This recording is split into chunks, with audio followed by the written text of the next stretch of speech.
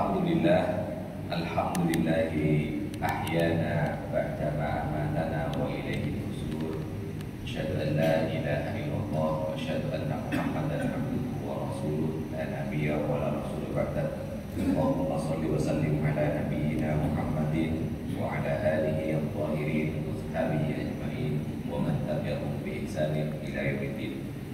Alhamdulillah, Bapak Ibu yang dirahmati Allah Subhanahu wa taala, kita bersyukur kepada Allah karena Allah Subhanahu wa taala masih memberikan kita kenikmatan yang begitu banyak, yang begitu besar. Tentu nikmat sehat, nikmat kesempatan adalah nikmat yang besar selain nikmat Islam dan iman yang semoga Allah Subhanahu wa taala tetap memberikannya kepada kita. Kita berselawat kepada Rasulullah Shallallahu Alaihi Wasallam, kepada keluarganya, kepada sahabatnya. Semoga kita semua kelak akan bersama-sama dengan Rasulullah Shallallahu Alaihi Wasallam masuk ke dalam surga Allah Subhanahu Wa Taala. Amin ya rabbal alamin. Bapak Ibu yang dirahmati Allah Subhanahu Wa Taala, di kesempatan yang mulia ini kami ingin menyampaikan sebuah nasihat yang ada di dalam kitab Nasrihul Ibad, kitab yang populer ya di kalangan pesantren, mobil khusus di pesantren Jawa. Kitab yang dikarang oleh Syekh Nawawi Al-Banhari. Nah, di dalam salah satu bab di kitab Nasrihul Ibad itu ada nasihat yang beliau mengutip sebuah hadis dari jalur Ibnu Abbas. Kata Rasulullah SAW, ditulis oleh Syekh Nawawi di dalam kitab Nasrihul Ibad, ada hadis berbunyi begini: salasun munjiat wa salasun muhlikat. Kata Nabi, ada 3 yang menyelamatkan, ada 3 yang mencelakakan. Biasanya kalau ada angkanya itu enak kita, lama ingatnya, mudah kita hubung-hubungkan dengan kehidupan kita. Apa yang menyelamatkan? Dilanjutkan di dalam kitab itu, fa'amal munjian, adapun yang menyelamatkan, artinya kita akan selamat kalau kita menekuni, memperhatikan dan melakukan. Maka yang pertama adalah fa khasyyatullahi fis sirri wal alaniyah wal qasdu fil faqri wal ghina wal 'adlu fis suhti wal ridha. Yang menyelamatkan adalah khasyatullahi fis sirri wal alaniyah, takut kepada Allah, rasa takut kepada Allah yang kita pelihara, yang kita timbulkan, baik ketika kita dalam keadaan kesendirian atau dalam ketika kita bersama-sama orang. Jadi khasyatullah, rasa takut kepada Allah itu akan menyelamatkan kita, Bapak Ibu sekalian. Tentu fid dunya wal akhirah, di dunia dan akhirat.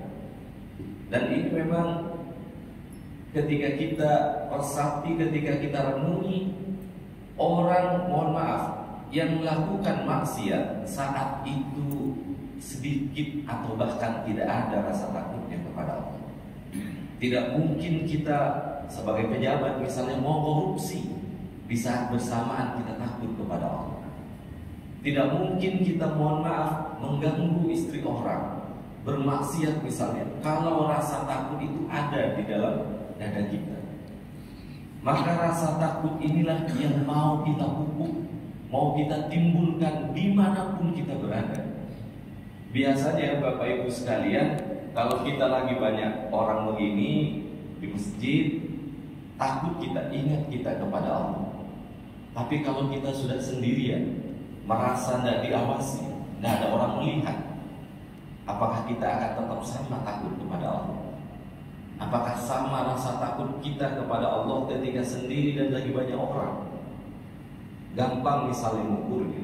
Bagaimana sholat kita ketika kita sholat lagi ada orang dengan sholat ketika tidak ada orang? Biasanya kita itu agak berbeda gitu. Manusia itu cenderung berbeda. Kalau sholat berjamaah tenang gitu, mau menangis rasanya gitu. Karena memang mungkin di situ ada kebersamaan dan lain sebagainya. Tapi kalau sholat sendiri lupa hitungannya kita saking cepatnya. Ini kan bermasalah berarti ya, rasa kita kepada Allah Subhanahu wa taala.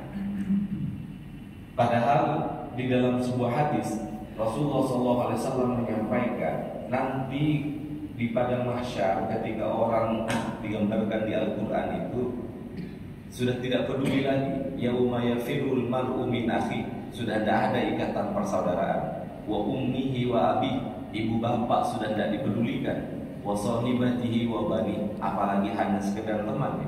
Nanti di padang mahsyar itu likulli imri'in minhum yawma idzin sya'nu yughni, orang hanya akan peduli, akan memikirkan dirinya sendiri. Tapi kata Nabi, ada orang-orang yang sebelum dia lewat sirat itu, sebelum dia lewat jembatan mau ke surga dan neraka, dia sudah tahu kalau dia akan diselamatkan, akan masuk surga. Salah satunya adalah rajulun dzakarallaha khaliyan fadaqat ainah, atau di dalam riwayat yang lain fafadat ainah, seseorang yang ingat kepada Allah ketika dalam keadaan sepi sendiri, sholat di pojokan masjid, sholat di pojokan kamar, menangis dia, ingat kepada Allah Subhanahu wa taala, takut akan dosanya, ingat berharap akan rahmat Allah Subhanahu wa taala, sehingga dia bisa menangis. Kalau bisa begini, maka orang ini akan mendapatkan perlindungan yauma la dhilla illa dhilluh, pada hari tidak ada perlindungan kecuali dari perlindungan Allah Subhanahu wa taala. Jadi ini yang pertama yang akan menyelamatkan kita, apa? Khasyatullah, rasa takut kepada Allah. Maka kita perlu melatih, Bapak Ibu sekalian, dilatih rasa takut kita kepada Allah Subhanahu wa taala. Sehingga kalau kita sudah terbiasa melatih rasa takut itu, kita mau minum begini, selalu ada khauf dan roja, selalu ada rasa takut dan harap. Ini air ini kita dapatkan dengan cara melanggar perintah Allah atau bagaimana? Ini kita bersinggungan dengan larangan Allah atau bagaimana? Jadi bukan hanya bab ibadah, nanti ketika bab muamalah sekalipun pikiran kita akan lari ke sana. Ada enggak hak Allah yang kita langgar? Kita mengganggu orang enggak? Karena Allah Subhanahu wa taala Maha melihat kita. Rasa yakin kita bahwa pengawasan Allah itu hak lebih dekat min haqqil warid, dari urat nadi kita akan terasa kalau kita pupuk rasa takut kita kepada Allah Subhanahu wa taala. Sehingga orang yang memiliki rasa takut yang kuat kepada Allah akan selamat dia. Sekali lagi, orang tidak akan bermaksiat, manusia tidak akan bermaksiat kalau betul di dalam hatinya ada rasa takut kepada Allah. Kita yang memiliki jabatan tidak akan khianat kalau rasa takut kita besar kepada Allah di dalam hati kita. Sebaliknya, kalau tidak ada rasa takut kita kepada Allah, semuanya Pak jadi pragmatis kita. Yang penting enak, yang penting untung. Itu yang pertama. Yang kedua, yang akan menyelamatkan adalah wal qasdu fil faqri wal ghina. Sikap sederhana dalam keadaan kita fakir, kita butuh, atau dalam keadaan kita kaya. Dan ini akan menyelamatkan kita adalah rasa berkecukupan, rasa sederhana, kebiasaan hidup sederhana. Orang itu, Bapak Ibu sekalian, kita ini kalau sudah biasa hidup sederhana, mungkin yang kita makan hanya sepiring begitu, yang kita pakai hanya selai baju, tapi biasa saja. Tapi kalau sudah tidak memiliki sikap sederhana, tidak memiliki sikap kesederhanaan, mau bergaya terus, nggak ada cukupnya itu. Handphone ini yang kita pakai ini fungsinya kan untuk berkomunikasi gitu. Kalau kita memiliki sikap sederhana, maka handphonenya selama bisa digunakan mungkin lamalah dia ganti. Tapi orang yang tidak memiliki sikap sederhana Pak, setiap keluar itu seri iPhone harus beli. Pokoknya harus beli karena gaya. Padahal fungsinya sama saja. Ya iPhone yang tahun lalu dengan iPhone yang tahun ini sama, untuk telepon, untuk WA, untuk berkomunikasi. Apa yang membedakan, Pak? Sikap kesederhanaan. Kalau kita lagi butuh sederhana, ya memang harus. Gimana orang tidak butuh, tidak sederhana? Orang kaya sederhana, wah ini luar biasa. Tapi Pak, di zaman ini bukan hanya orang kaya, orang miskin juga mau ikut bergaya. Belum waktunya beli mobil, pokoknya harus ada mobil. Belum waktunya punya rumah sendiri, pokoknya bagaimana caranya harus ada rumah sendiri. Kenapa? Sikap, Pak, sikap mental kita. Yang kita memupuk sikap kesederhanaan di dalam hidup kita, kita akan selamat, kata baginda Nabi. Kita tidak mudah terbuai oleh bisikan-bisikan, wah harus seperti ini, teman sudah begini, kita harus begini.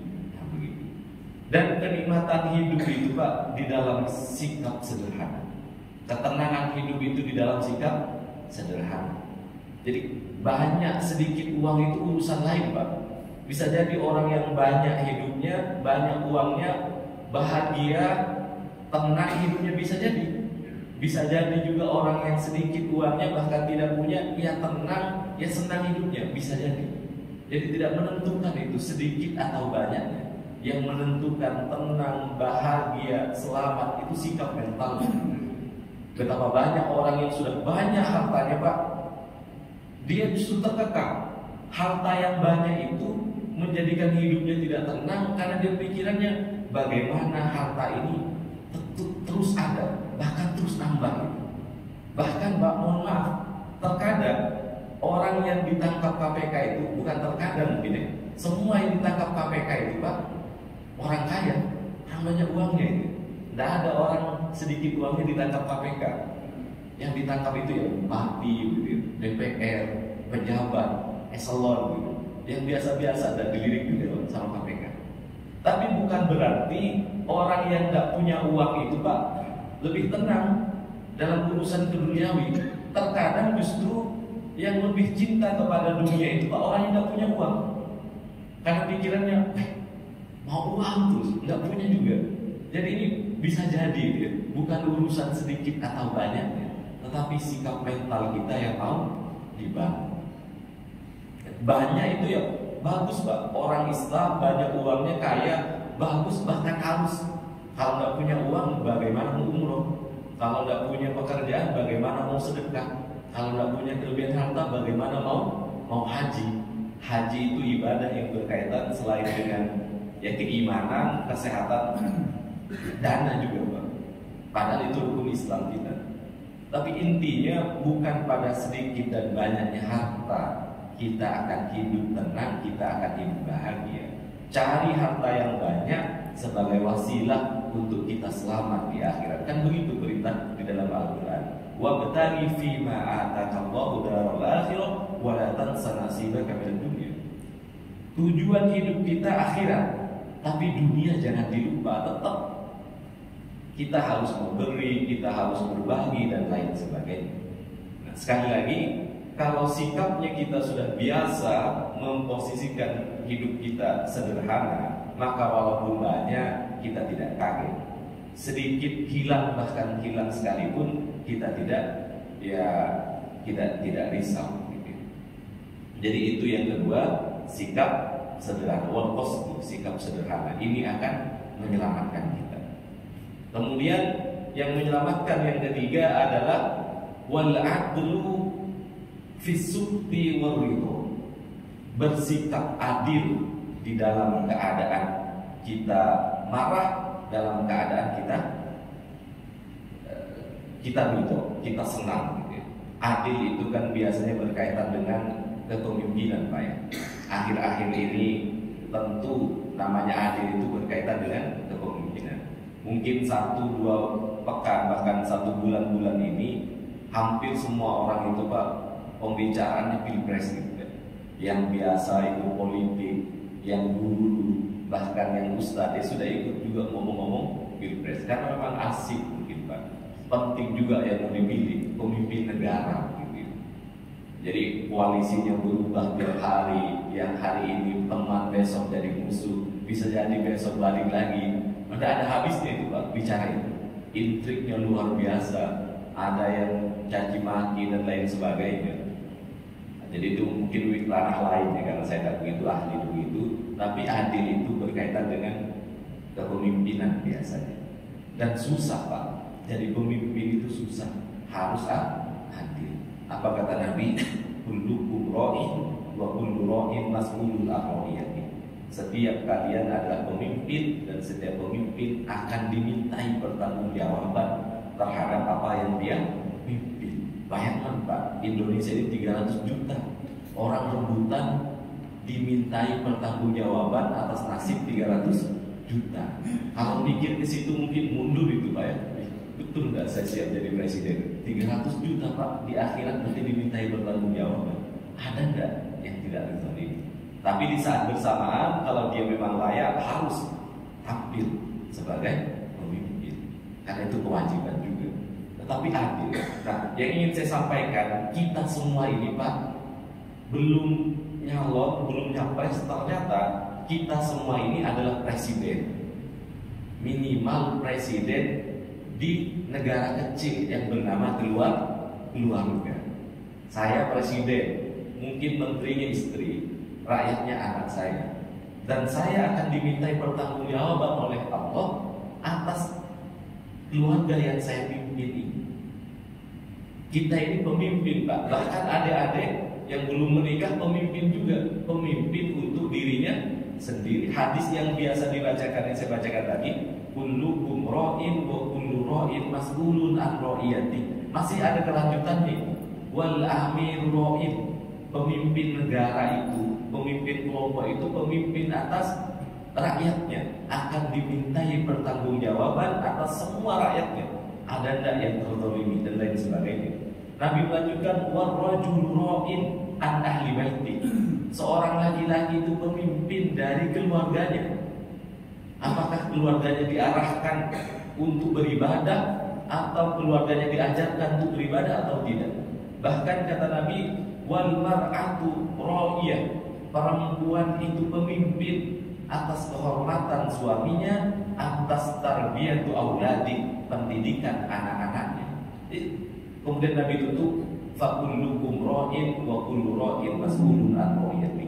Setiap kalian ini pemimpin dan setiap kalian akan dimintai pertanggungjawaban terhadap apa yang dia pimpin. Adil tidak kita memimpin keluarga kita. Dan itu Bapak Ibu sekalian, apakah kita sudah menjalankan perintah Al-Quran? Di dalam Al-Quran itu, ku anfusakum wa ahlikum nar, jaga diri kalian dan keluarga kalian dari api neraka. Ternyata kita sebagai presiden keluarga ini, kewajibannya bukan hanya kerja pagi, pulang sore, di rumah ada makanan, rumah ada, istri pakai pakaian, bukan hanya itu Pak. Tapi yang lebih penting adalah menjaga keluarga kita dari api neraka. Itu yang lebih penting. Yang penting juga cari uang, memang kewajiban kita, bekerja dan lain sebagainya, itu kewajiban. Tapi bukan hanya itu kewajibannya. Kewajiban kita memastikan anak, istri, orang yang ada di lingkungan kita selamat dari api neraka. Sehingga tidak boleh Pak, kita ini, bapak-bapak ini yang jadi presiden, saya analogikan sebagai presiden, sudah subuh yang penting saya bangun, pergi ke masjid, sholat jamaah, istri urusan lain, biarkanlah istri. Nah, bisa begitu Pak, karena ayatnya itu menggunakan huruf ataf waw. Waw itu Pak beda dengan fa, beda dengan summa. Kalau fa itu kemudian, contohnya begini, aku fa'anta, saya makan, setelah saya makan kemudian kamu makan. Ini bukan Pak, waw itu limutlaqil jami, sama persis. Jadi tidak boleh kita soleh dulu baru nanti kalau saya sudah jadi ustaz, saya sudah soleh, saya sudah bagus, baru saya didik istri saya. Tidak bisa Pak, harus bersamaan. Kita juga belajar sholat sekaligus ingatkan istri kita untuk belajar sholat. Itu fungsi dari kata waw di dalam ayat wa anfusakum wa ahlikum nar. Maka sekali lagi yang menyelamatkan kita adalah bersikap adil. Baik sebagai pribadi, baik sebagai pemimpin laki-laki, baik sebagai pemimpin keluarga, apalagi kita mengambil mandat sebagai pemimpin umat, sebagai presiden, sebagai wali kota, sebagai DPR, harus adil, Pak. Kalau tidak adil, maka nanti akan ditagih di akhirat oleh orang-orang yang kita pimpin. Istri kita nanti akan menagih, Pak, di akhirat. Ya Allah, saya masuk neraka karena suami saya tidak ajarin sholat. Ya Allah, saya bisa masuk neraka karena suami saya biarin waktu saya melakukan dosa. Begitu, Pak. Nagih, Pak. Anak-anak kita juga akan mengadu kepada Allah. Ya Allah, saya tidak diajarin agama oleh orang tua saya, Allah. Tidak diajar sholat, makanya saya begini. Hajat juga orang tua saya. Orang tua saya mau soleh sendiri, ya Allah.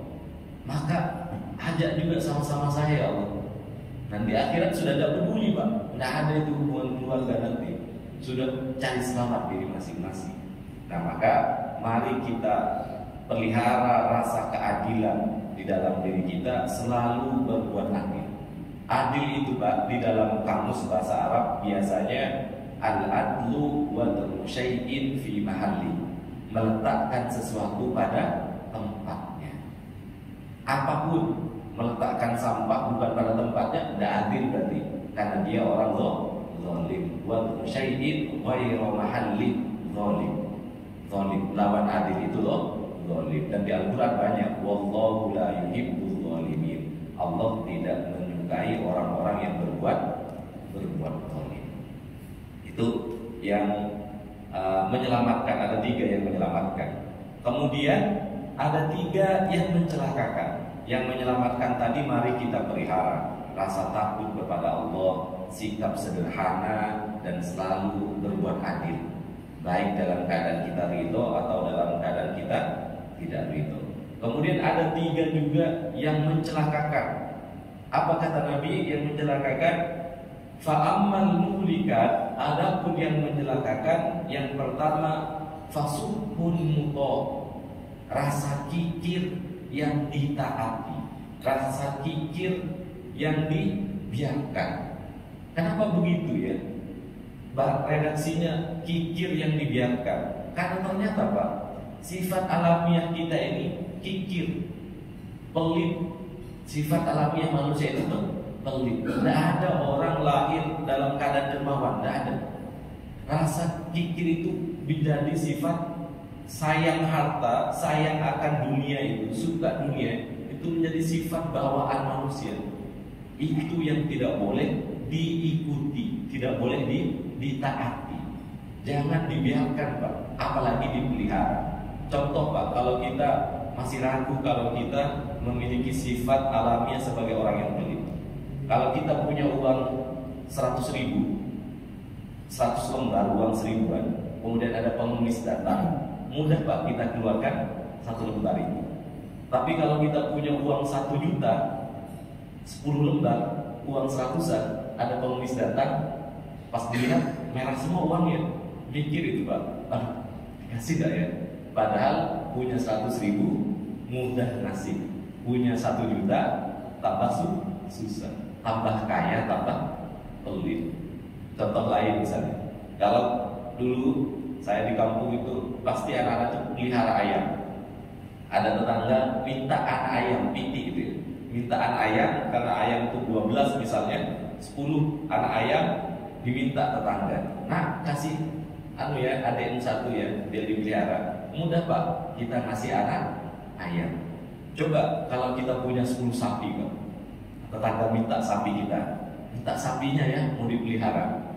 Susah mungkin, Pak, ngasih sapi. Padahal punya ayam dan punya sapi menunjukkan kalau kita tambah banyak, tambah berlimpah. Nah, itu sifat alamiah. Ini harus dilawan, Pak. Harus kita jangan ikutin semua kemauan yang begini. Latih, Pak. Saya punya teman di pondok, orang kaya, Pak, sekarang jadi guru di pondok. Sering memberi makan. Sering memberi makan. Saya tanya, Alhamdulillah Ji, bagus orang tua ya, apa sering memberi makan, tambah kaya, tambah tidak suka harta. Baru nyahut Pak ibunya, tidak Pak Ustaz, sebenarnya ini eman juga gitu ya. Saya tambah kaya, juragan emas, tambah banyak sebenarnya Ustaz, tambah sayang sama harta. Tapi pelan-pelan dilawan, dikeluarkan. Itu kalau tidak dilawan, rasa itu malah tambah besar itu ya, kecintaan terhadap uang-uang ini. Nah itu bapak-bapak bisa mengukur sendirilah. Tapi itu pesan Nabi. Lawan itu sikap kikir yang ada di dalam dada kita. Kalau tidak dilawan Pak, mencelakakan. Tambah banyak harta, tambah pelit, tambah susah nanti pertanggungjawaban di hadapan Allah. Nah, itu yang pertama, sukun muto. Yang kedua, yang akan mencelakakan adalah wahawan mutba. Redaksi yang lain, wahawan muttaba. Hawa nafsu yang diikuti. Nafsu makan, nafsu bergaya, nafsu tidur, nafsu apa? Nafsu ini tidak bisa kita, nafsu syahwat tidak bisa dihilangkan Pak. Ya nanti kalau sudah umur sudah tua hilang sendiri mungkin ya beberapa nafsu itu. Tapi tidak bisa, hanya bisa kita kendalikan. Nah, nafsu ini dikendalikan Pak. Tidak boleh kita menghilangkan nafsu makan. Nafsu apa misalnya? Nafsu bekerja tidak boleh. Dulu ada sahabat itu Abu Dzar Al-Ghifari itu Pak, pernah tidak mau keluar masjid, mau beribadah saja. Kalau sudah rezekinya datang. Berlapor kepada Nabi. Baru Nabi apa sampaikan, saya orang yang paling soleh di antara kalian, orang yang paling takut kepada Allah di antara kalian. Saya juga bekerja, saya juga beristri, saya juga melakukan hal-hal duniawi. Tapi Rasulullah itu tidak ngikutin hawa nafsunya, di-manage hawa nafsunya. Kapan waktunya makan, kapan waktunya bekerja, kapan waktunya menikah, kapan waktunya dan lain sebagainya. Itu yang menyelamatkan. Kalau ini diikutin Pak, hawa nafsu kita ikutin, nah habis ya Pak. Contoh makan saja, sering saya sampaikan, makan itu Pak, sebenarnya kebutuhan makan kita berapa sih? Kalau kayak seumuran Pak mungkin sudah habis 2 piring, itu piring aja sudah cukup. Tapi rasa nafsu untuk makan itu Pak luar biasa. Dapat rezeki 1 piring sehari, nggak bersyukur mungkin Pak, mengeluh kita. Cuma dapat segini, padahal kebutuhannya 1 piring, nafsunya bisa 3-4 piring. Nafsu berpakaian Pak, berapa sih mau kita pakai itu ya? Sehari paling banter 3 baju lah Pak. Sudah kebanyakan, sudah ngomel istri kita itu ya. Ibu-ibu sudah protes mungkin kalau suaminya ganti 4 baju sehari, paling 3 sehari 3 baju Pak. Tapi coba kita hitung di lemari kita ada berapa baju kita itu? Mungkin 20 Pak, mungkin 30. Kenapa? Itu kita masih banyak mengikuti nafsu, mengikuti hawa nafsu. Jadi yang mencelakakan itu mengikuti hawa nafsu.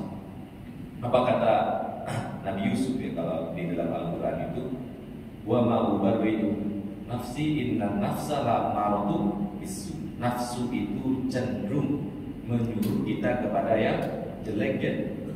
Kalau diikutin semua Pak, rusak kita Pak.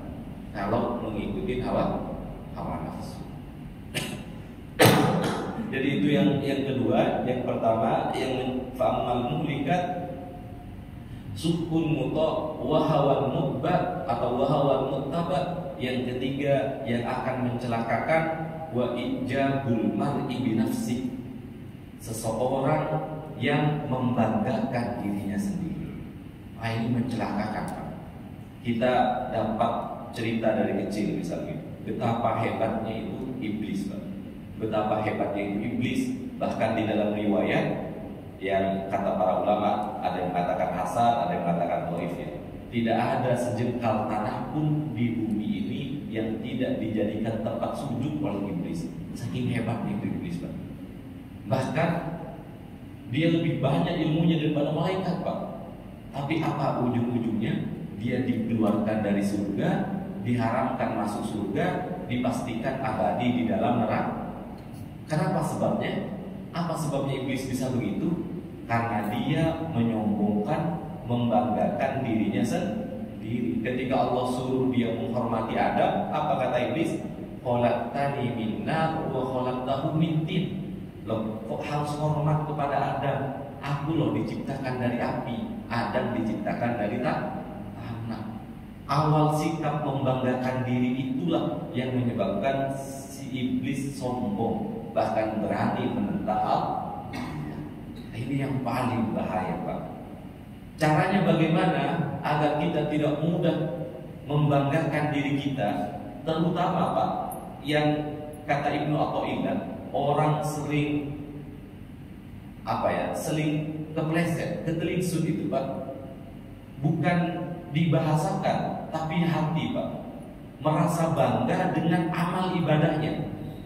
Sholatnya sudah merasa baik gitu. Sudah, apalagi sampai melihat orang lain tidak lebih baik sholatnya dari dia. Dia merasa bangga, merasa sholatnya sempurna saja. Itu merupakan seseorang yang sudah digerogoti oleh kagum terhadap dirinya sendiri. Maka kata Ibnu Athaillah di dalam Al-Hikam itu, yang pertama itu min alamatil i'tiradi 'alal amal nuqsanur raja' inda wujudil dalal. Dan ketika sholat dia merasa alhamdulillah, senang dengan sholatnya. Ya Allah, sudah sempurna sholat baik ya Allah. Ini bahaya Pak. Itu sikap-sikap begitu yang mau kita lihat. Ketika sholat, walaupun sholatnya sudah sholat malam, sudah sholat, tetap ada rasa takut kepada Allah. Jangan-jangan sholatku masih ada yang kurang ya Allah. Ya Allah, semoga sholat ibu ini sudah baik, bukan merasa ini sudah bagus sholatku ya Allah. Itu Pak, bahaya. Jadi sikap-sikap begini yang mau dipelihara Pak. Karena kalau sampai ada kekaguman pada ibadah-ibadah kita, maka itu mencelakakan. Bagus saya, apalagi sampai membandingkan dengan orang lain. Tidak ada apa-apanya itu. Saya ini yang paling bagus, rusak Pak sudah. Dan biasanya kata para ulama, ini dipelihara, dilawannya dengan sikap ikhlas Pak. Selalu mengharap Allah, selalu seimbang antara takut dan harap kepada Allah. Bukan dia yang menjadi subjeknya, tapi dia selalu merasa saya ini objek. Ya Allah, tolong ya Allah. Kalau sudah sholat subuh, ya Allah tolong besok bangunkan lagi ya Allah. Saya ini biarpun tidak dibangun pasti bangun. Ini Pak. Dan itu tipis Pak. Nah Bapak, kita bisa ya rasa-rasa sendiri lah. Tipis itu Pak ya. Antara harap takut kepada Allah dengan membanggakan amal itu sedikit Pak. Dan kata ulama terakhir, kalau orang beribadah dan ikhlas karena Allah, biasanya itu awet Pak, lama, biasanya istiqomah, konsisten.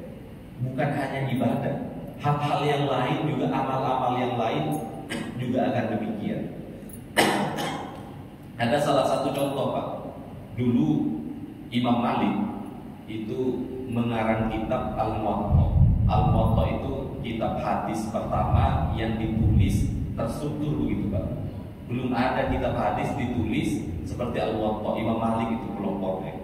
Sehingga setiap kita baca hadis Allah, beliau dapat terus. Karena sebelum itu hadis itu tidak boleh ditulis kecuali oleh beberapa sahabat. Itu pun belum dibukukan. Yang pertama kali membukukan itu Imam Malik. Imam Malik itu membukukan setelah ada haji Khalifah Ja'far al-Mansur itu haji. Ini kata Imam As-Suyuti ya. Kata Imam Suyuti, ketika Khalifah Ja'far Mansur itu haji, ikut pengajian Imam Malik, kagum. Maka didatangin, wahai Tuan Syekh, tolong hadis itu dikodifikasikan, dibukukan.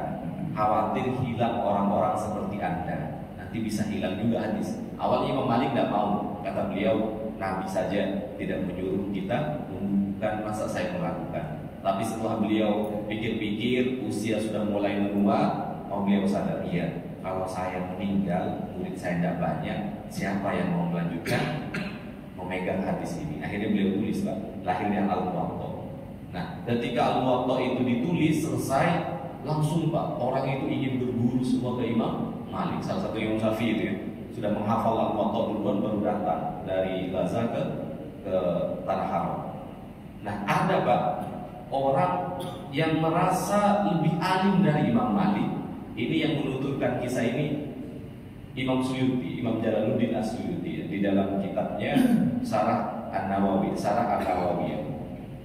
Kata Imam Suyuti, Imam Malik ada orang yang lebih alim, merasa lebih banyak hadisnya daripada Imam Malik.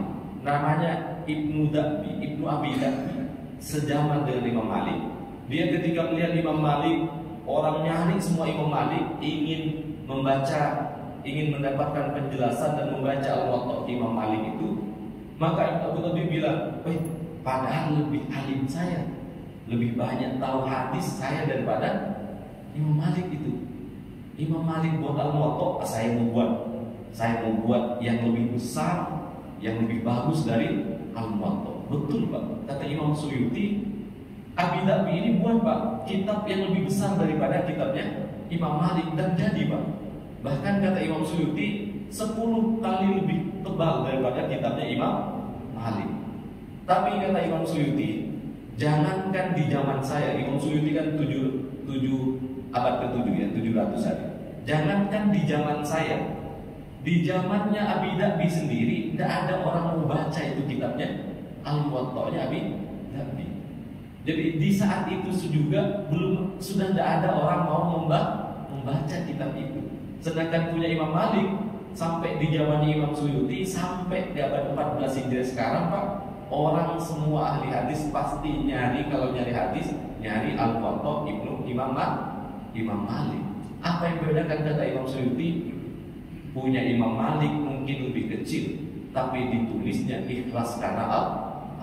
Punya Abi Dabbi mungkin lebih besar, bisa jadi memang lebih banyak isinya, tapi ditulis karena membanggakan diri. Itu bedanya Pak. Jadi sesuatu yang ditulis, maka Imam Malik itu Pak, ini masih di dalam ceritanya Imam Suyuti ya, ditanya, wahai Imam Malik, qad allafa Abi Dabbi Muwatta akbar minka. Abi Dabbi telah mengarang Al-Muwatta lebih besar daripada punyamu. Sekarang bagaimana dengan nasib Al-Muwatta'mu? Ini yang terkenal Pak kata-katanya. Maka Imam Malik berkata, maka lillahi baqiyah. Apa yang karena Allah pasti abadi, apa yang karena selain Allah pasti hancur. Begitu Pak. Itu mungkin cerita tentang bagaimana kita harus selalu ikhlas. Terakhir ada kisah lagi yang ini saya hafal juga. Ada kitab Pak, namanya kitab Mukhtasar Jiddan. Semua pesantren pasti ngaji ini. Kitab struktur bahasa Arab, kitab ilmu nahwu. Namanya Mukhtasar Jiddan. Nah, kitab Mukhtasar ini kitab tipis Pak. Ditulis sekitar abad ke-9. Tapi semua manusia, orang Islam di dunia saat ini ngaji kitab itu Pak. Kitab Mukhtasar Jiddan itu. Nah, kenapa bisa ceritanya ini disyarah ditulis oleh Imam Al-Kafrawi di syarah Mukhtasar Jiddan. Pengarangnya ini Pak Abi Sujan, pengarang kitab Mukhtasar Jiddan ini namanya Abu Abdillah As-Sinhaji. Imam As-Sinhaji ini Pak, ketika mau menulis kitab itu, kitab tipis Pak, mungkin sekitar 10 halaman, tapi lebar mungkin. Kalau versi kecilnya mungkin 20 halaman saja. Tapi orang sedunia ngaji semua ini Pak, kitab dasar ilmu nahwu ini. Imam As-Sinhaji ini Pak, ketika mau nulis kitab itu, ini diceritakan oleh Imam Al-Kafrawi di dalam kitab Syarah Al-Kafrawi. Saya hafal karena dulu di pesantren sebelum ngaji didoktrin dulu, biar ngajinya ikhlas gitu. Nah, kata Imam Al-Kafrawi, Imam As-Sinhaji sebelum nulis dia sholat sunnah, kemudian dia berdoa kepada Allah, ya Allah, kalau kitab yang kuberi nama Mukhtasar Jiddan ini ikhlas karena izinkan aku menulis sampai selesai. Ditulis Pak sebentar katanya, sampai sehari ditulis itu. Setelah selesai ditulis, tidak langsung diberikan ke santri untuk diperbanyak, tapi langsung dibawa ke pinggir pantai. Kemudian di pinggir pantai sholat 2 rakaat, Imam As-Sinhaji dan berdoa, ya Allah, kalau ini ikhlas karenamu dan akan bermanfaat untuk umat Islam, tolong jaga ya Allah. Jadi zaman dulu kan nulisnya pakai tinta Pak ya, di kulit kayu. Kalau kena air pasti rusak. Tapi Imam As-Sinhaji Pak pegang lembaran kitab itu, dia bilang, ya Allah, kalau ini ikhlas karenamu, diulang-ulang terus, jaga ya Allah, dimasukkan Pak ke dalam laut kitabnya. Nah setelah itu dibiarkan baru diambil. Setelah diambil ternyata masih utuh. Nah ini penuturan Imam Al-Kafrawi dalam Syarah Al-Kafrawi ya. Kemudian masih utuh baru beliau sampaikan semoga ini ikhlas karena Allah, baru diberikan ke santrinya tolong tulis perbanyak. Sehingga sampai sekarang Pak, salah satu kitab buku yang paling banyak dibaca kitab Mukhtasar Jiddan.